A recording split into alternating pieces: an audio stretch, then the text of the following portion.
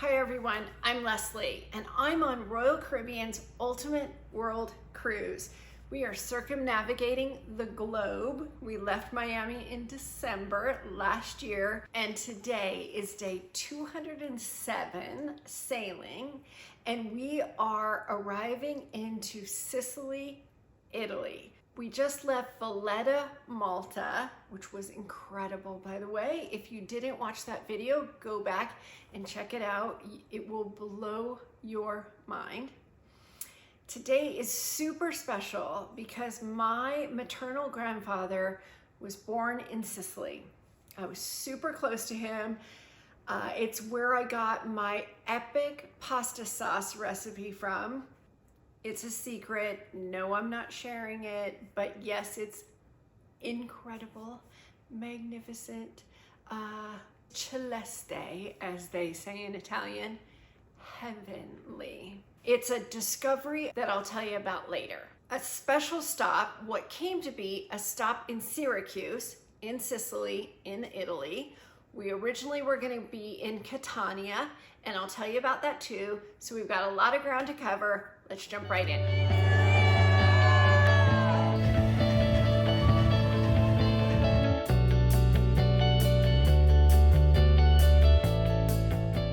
So as I said, we have a new stop in Sicily, in Syracuse. Originally, we were supposed to stop in Catania, and we were excited to stop there because we had a Godfather tour to see all the filming locations when they filmed The Godfather in Catania. And it's just an incredible area and picturesque and obviously a perfect place to shoot a film.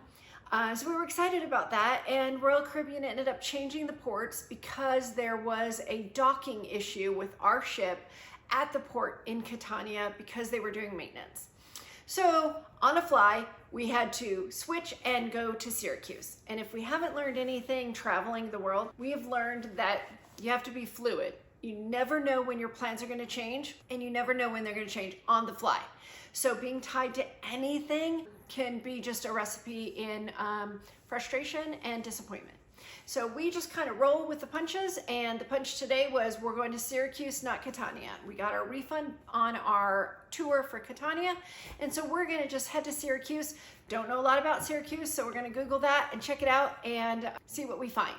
Catania or Syracuse doesn't really matter because this is the home of my maternal grandfather, as I mentioned, and he always spoke very highly of his home. And I really just want to be with him today and in spirit. Although the city is notable for its rich Greek and Roman history, culture, amphitheaters, and architecture, I wanted to do a little less sightseeing and just wander, chill, eat, and just take it all in. So that is exactly our plan. Syracuse is in the southeast corner of the island of Sicily, and it's the birthplace and home of the preeminent mathematician and engineer Archimedes.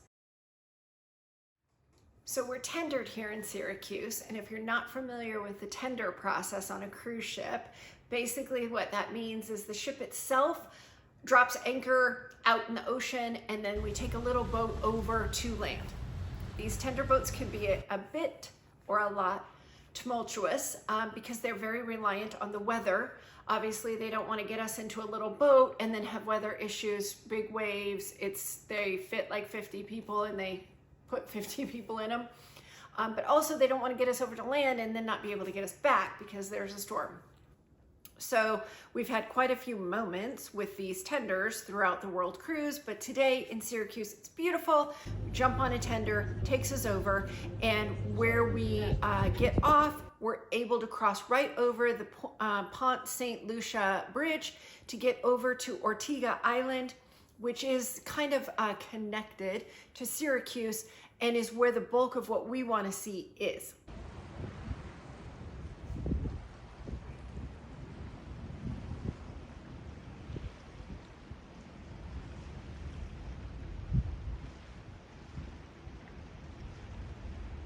This 27-year-old city played a key role in ancient times when it was one of the major powers of the Mediterranean world. In fact, Syracuse is mentioned in the Bible in the Acts of the Apostles book as Paul stayed here. It was super sleepy and quiet because we got to the Ortigia Island early. We were on one of the very first tenders and we wanted to be able to spend as much time exploring as we could. So it was really an experience to be in the town, walking the streets and having it just quiet. Everybody's kind of waking up and they're setting up the market. There's this huge outdoor kind of farmers market with food and vegetable stand.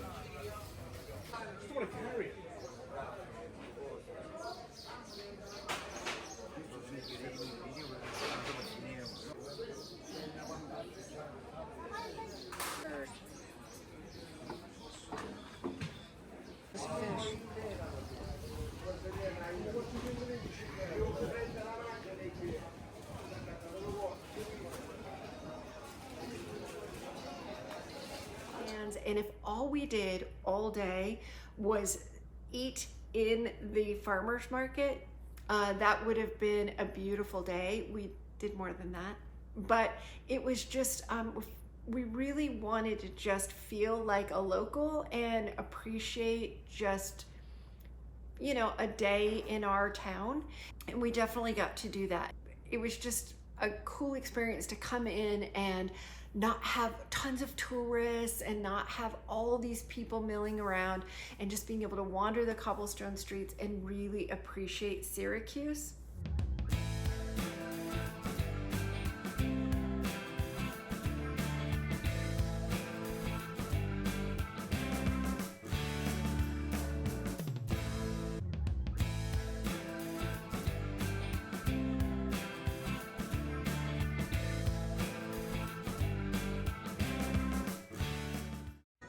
This is Piazza Duomo, said to be one of the most evocative and beautiful in all of Italy. It's flanked by aristocratic palaces coupled with the splendors of the cathedral. The Church of Santa Lucia alla Badia, with its Baroque facade, is worth seeing. Next to the Syracuse Cathedral, or the Duomo, is the Palazzo Centorio, or the Senator's Palace, home of the City Hall, built in the 1600s on the ruins of an Ionian temple. Opposite is Palace Benventano del Bosco, rebuilt at the end of the 1700s. And to the right of the cathedral is the medieval Episcopal Palace, made by structures restored and reutilized in the 1600s. The Duomo, or the Syracuse Cathedral, is the perfect fusion of pagan and Christian worship. Rebuilt in the 1700s after the earthquake of 1693, its facade steals attention away from the rest of the piazza. You can see here as we're standing in the piazza, I'm kind of doing a panoramic and it's all so overwhelming because it is so beautiful. The architecture is incredible. It's quiet. There's not a ton of people. It's a huge plaza. It's just a moment. Besides the cathedral being built initially in the 7th century on hallowed ground, because the Temple of Athena was where it was built, it is absolutely stunning. It speaks for itself. So I'm just gonna let this play out. But as you watch, take note of the ceiling.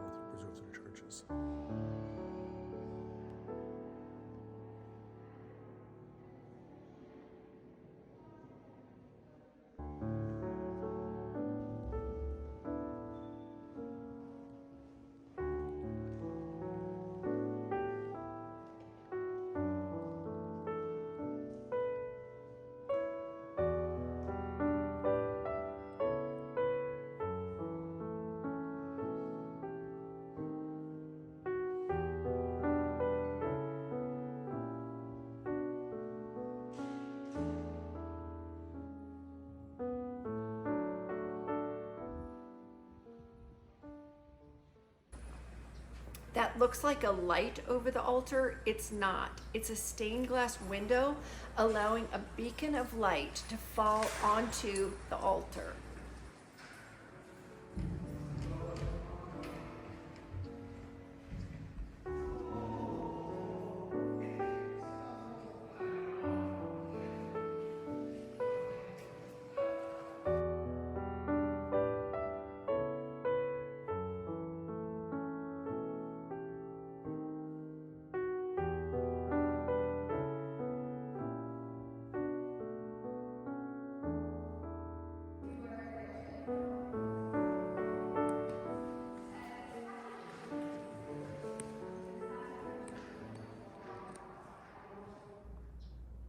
We walk down towards the water to walk the water's edge and take in all the architecture along the water.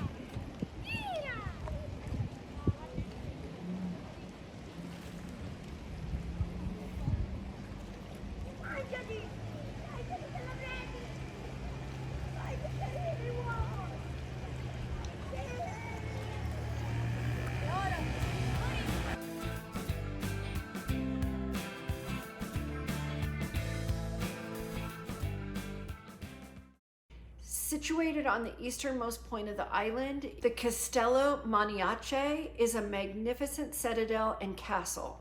The castle was constructed under the reign of Emperor Frederick II, starting in 1232. The castle has served several roles over the years, including several emperor residences, the city's defense, and even a stint as a prison.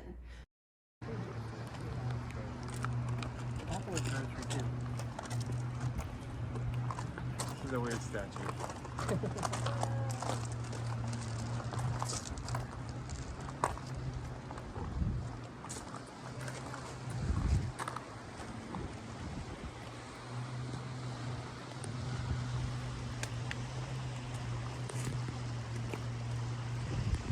We didn't tour the inside of the castle. We had just done St. Elmo's Fort in Valletta, Malta. If you haven't seen the Valletta video, go back and watch it. Valletta is mind-bogglingly incredible. But since we just did that, we weren't really up to doing another castle fort, so we didn't go inside. However, I did read that it is been meticulously restored and it is open to the public, so you can go in, and if you have time, this could be a good option for you in Syracuse. This was just the perfect place and the perfect day for us to just chill and take in the city vibe of Ortigia and Syracuse and Sicily, channel my grandfather, and really appreciate the city and not like do a bunch of sightseeing.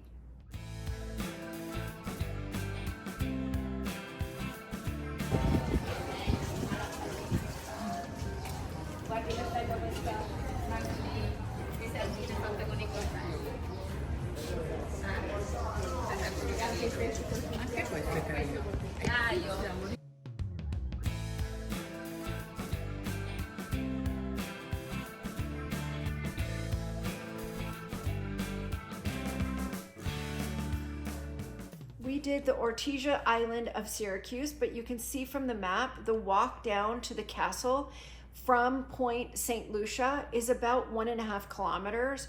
whereas the Neapolis Park Walk to see the Roman ruins is about 2.1 kilometers. So you could do either, or you could actually do both. So if you started and did as we did and did the island and walked all of that and made your way back up to the Pont St. Lucia Bridge, you'll see these little tuk-tuks, and not only are they super cute, but that could be good transportation to then take you up to the park walk, which is where all the Roman ruins are. And it would obviously bring you back down, and then you're back at your starting point to grab your tender, or, you know, to be back at the port. We unfortunately have to end our day here in Syracuse. It was a sad goodbye because I really felt connected to my grandfather here, and appreciated just spending the day the way that we did. Bye, Sicily. We're back on the tender. Go back to the ship. Goodbye, Grandpa's little city I loved. Before we leave, I mentioned I got his wicked pasta sauce recipe. However, as a kid, I remember him making it and being there and him showing me, but I never wrote it down. And so I didn't have it, but I could taste it. So I spent a year, about probably 5 years ago or so, I spent an entire year making pasta sauce, and I just trial and error, this and that and this and that, and tasted and tasted and tasted and tasted until I got it, and I got it. I'm not sharing it. Don't ask. I'm not sharing it. It's a family secret. My Sicilian family secret that I'll hold in my heart. I'll pass it down to my son, but that's it. Yeah, from taste. I tasted it and I knew, and I have it. Now, for those of you that are pasta lovers, the jar pasta sauce of Roa, R-A-O sauce, is the closest thing in a jar to his sauce. So that's always an alternative for you, jarred pasta sauces. But if you have to get it in a pinch, that's the one to get. Totally random, but I want to share that with you. Special to me.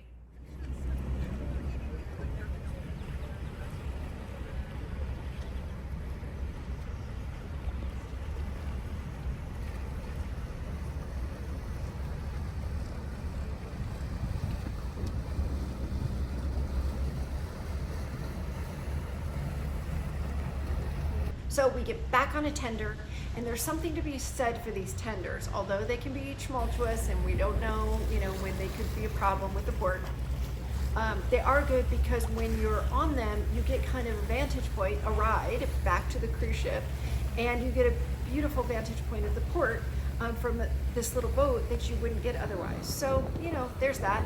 So here's a beautiful view of us taking the tender back to the cruise ship.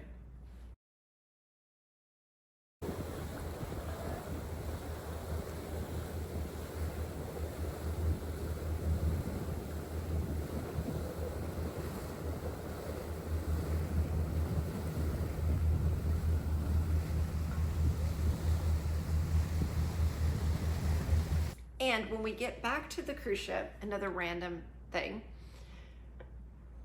we're on this world cruise for 9 months. So this is our home. So every time we get back on board, the security staff always says, "Welcome home." And I don't know why, but that just warms my heart. Every single time I hear it, it just warms my heart. They're so excited to see us. They're excited to hear about our day and what we did and where we went. Game of Thrones had a whole scene where they were waiting outside the wall. Storming them out. That's a common tactic.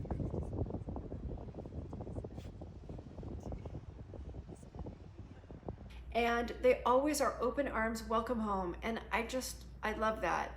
And it's something that I will take with me and remember about the world cruise, and a special memory forever. So we're back home, we're back on board, and we have a special sail away. Not only this gorgeous sunset leaving Syracuse, if I have 100, I have thousands of sunset pictures and videos all over the world that I should do some kind of compilation with. But we have a beautiful sunset leaving Syracuse.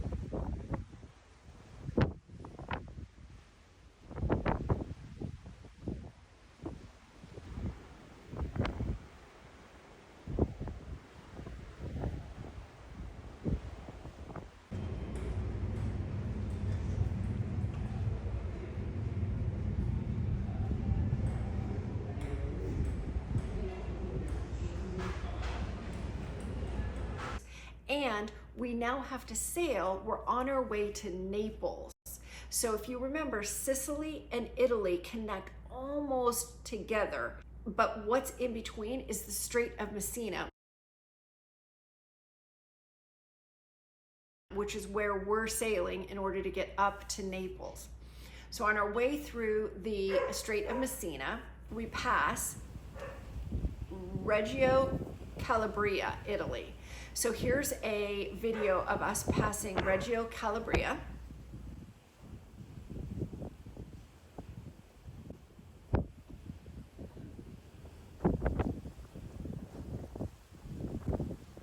And do you see that blue dot? That was us on our way through between Italy and Sicily, the narrow little passageway that I referred to, the Strait of Messina. At its narrowest point, it's only 1.9 miles wide. And do you see those pylons? Those pylons are two steel towers that were used to carry power lines across the Strait of Messina from 1955 to 1994. The pylons were among the tallest electricity pylons in the world until the mid-1970s. They have since buried those electrical lines, but they are protecting the pylons. They will forever be there. So we are sailing through this passageway, and coincidentally, 2 weeks after we were there, an Estonian athlete, Jean Roos, strings a slack line between the pylons and walks the slack line between Sicily and Italy and beats the record. He does 3,600 meters, and the record, the prior record was 2,710 meters. We've had crazy stuff happen around us and around different port stops we've had on the World Cruise. And I just thought this was just another one to add to that list of crazy stuff that's happened.